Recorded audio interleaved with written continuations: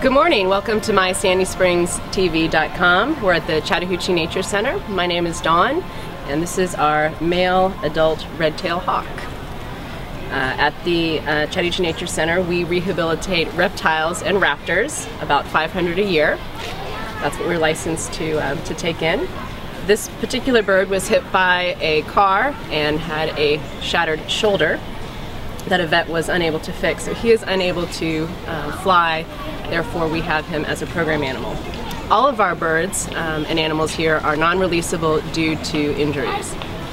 And we've got some children here, and a lot of kids ask, why do we have these injured animals? Where do most of them come from? And honestly, most of them come from injuries being hit by cars. A lot of people think, well, how is that possible? Most of these birds are hunting when they're hit by cars, and if you think about where a food source would be, people don't think, well, it would be close to a road or an interstate. But if you're driving down the road and let's say you have an apple or a pear and you think it's organic and you can just toss it out, that it's not litter, it'll decompose, well, what animals would go to that? What other animals might find that tasty? Not this. Nope, birds don't eat apples. Rodents, rabbits, right? Deer. Things like that. So when small rodents go to the food that's on the side of the road that people discard, that's what these animals hunt. So they see a rodent close to the road that's eating an apple that somebody threw out and thought it would just disintegrate over time, and that's how these birds often get hit. So we have a lot of owls and hawks that come into us that usually have head trauma, wing trauma, or usually are missing an eye, or end up, having to miss an eye or take an eye out because of the cars. So it's always a good idea to never throw litter out of your cars, right? Yes. Regardless of even if it's just a piece of fruit and it might disintegrate over time.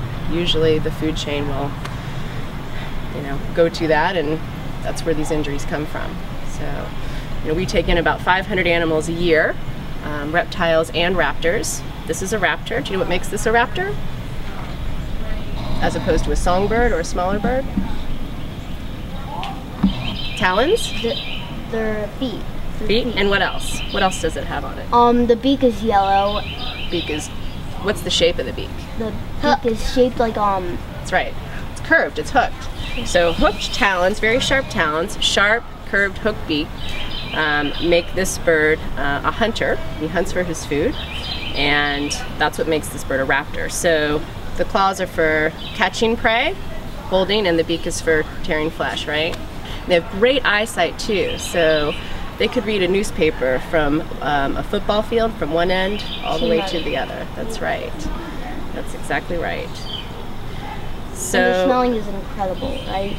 Actually, they don't have a great sense of smell. Vultures have a good sense of smell, but these birds, not so much. It's their eyesight that really they can see from very far away, and that's how they find their prey. And do you know when they hunt? What time of day?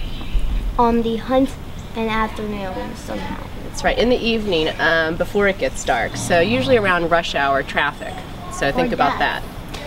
And that's right, they're diurnal, so they can hunt in the morning or in the evening. And with the time change coming up, with fall, you know how the time change comes?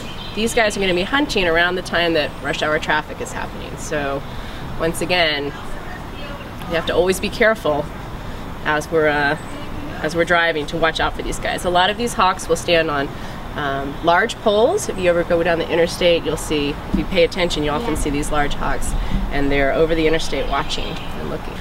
We get a lot of phone calls from Good Samaritans who have found an injured bird. Oftentimes we don't have the resources to go out and actually catch them or save them ourselves, but they can be brought to us for rehabilitation. Oftentimes we have to walk a caller through how to catch a bird of prey, an injured bird of prey. Also, animal control brings us birds as well. So once they get to us, we basically do an assessment, and there's different stages of rehab. So immediately we come in, we get an intake form on them, we do an examination. We look at their eyes, their ears, their beak, their mouth, basically from head to toe. And then assess the situation and what they'll need at that point. Many of our cases are long-term, and we do have a very high success rate for release, and that's the whole point, is once we have them, we want to get them back healthy and able to fly and able to be released. So we also do a live prey testing too, and once they prove that they can fly around corners and catch live prey, then they're released. Thanks for joining us here at the Chattahoochee Nature Center on mysandyspringstv.com, and tune in next week for another adventure from the Chattahoochee Nature Center on the river.